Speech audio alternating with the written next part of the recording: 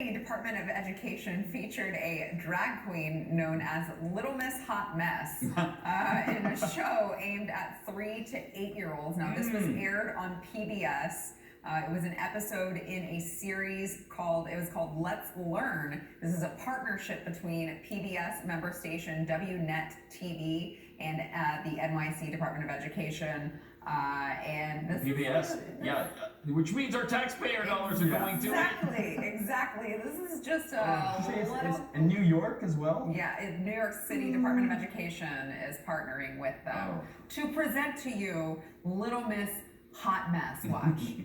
They finish the dance of the drag queen goes twirl, twirl, twirl, twirl, twirl, twirl, twirl, twirl, twirl. The dance of the drag queen goes twirl, twirl, twirl, all through the town. Big finish. Excellent. Give yourselves a round of applause. I think we might have some drag queens in training on our hands. Oh, some drag queens in training on our hands. Wonderful. But no, they're definitely not trying to indoctrinate the children. No, definitely.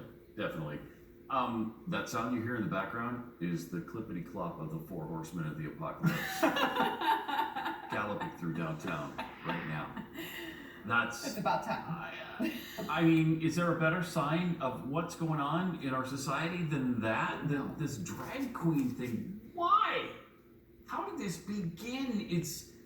It's absolutely insane. It's asinine. There's no English words that are sufficient to describe just how bad this is. And the other day we had a story. You know, what parent is allowing their child to go to these? This was a video conference thing, so this was a virtual little class with her. But they have them in the library where the kids are all sitting around. The 3 to 5 to 7-year-olds are all sitting around listening to story time from drag queens. Why are you indoctrinating children like this?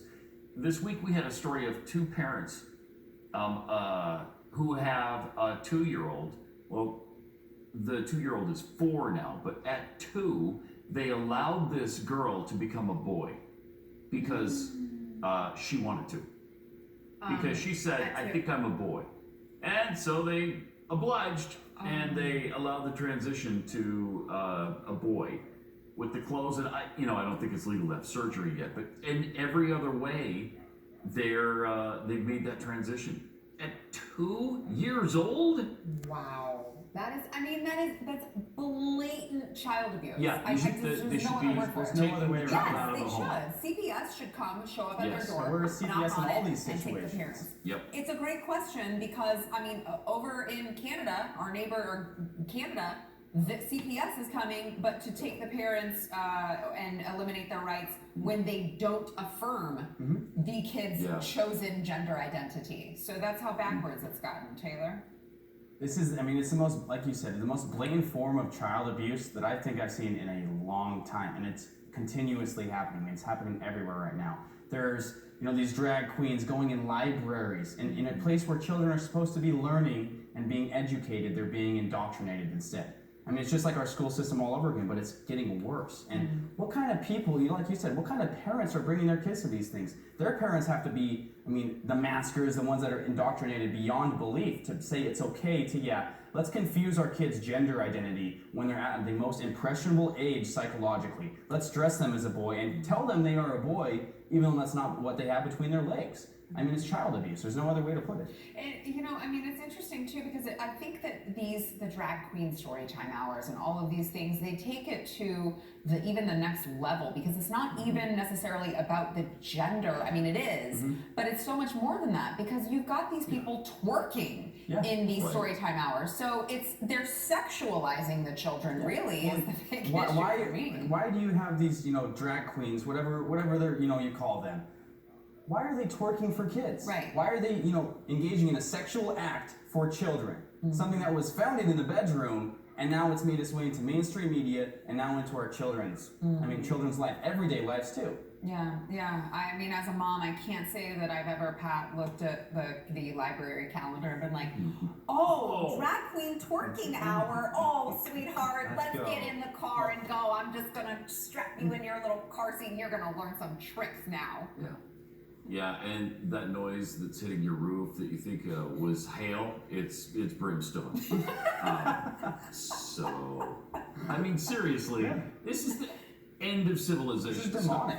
Yes. It's sadistic what they are doing to these kids. It's like they almost want to turn them and corrupt their minds at the most impressionable age. I mean, you're going to make a bunch of serial killers, seriously, by doing this to our kids' brains. It's when they're most impressionable and you're causing all this drama, putting them around these drag queens that a lot of them, I mean, they have records of sexual abuse to children. Yeah. How is that okay? Yeah, I don't know. Was it the president of the story Drag Time Story Hour, was arrested for pedophilia charges. I mean, and this is so prevalent. You would think that drag queens and transgender people are 80% of our society, not 0.7%. They don't even, it's not even a percent is a thing. So why is our media and our feelings and Joe Biden and our administration signing things? We don't matter. You know, not even 1%. Yeah. The other, 100% doesn't matter. I mean, all of us don't matter. Let's just put these people, way up on the hierarchy chain than us. Why? Because they all it's abuse. In the simplest term, it's abuse and indoctrination. This is indoctrination like we've never seen before. Yeah, and it is, I mean, I don't know about serial killer, but I will say it is a bizarre world when parents are pushing their children to a place where all the statistics say that they are at least way more likely for depression, suicide, all of that. Why would you want that for especially when you're exposed, when a child is molested at a young age, and this happens all the time with these drag time story hours. Right.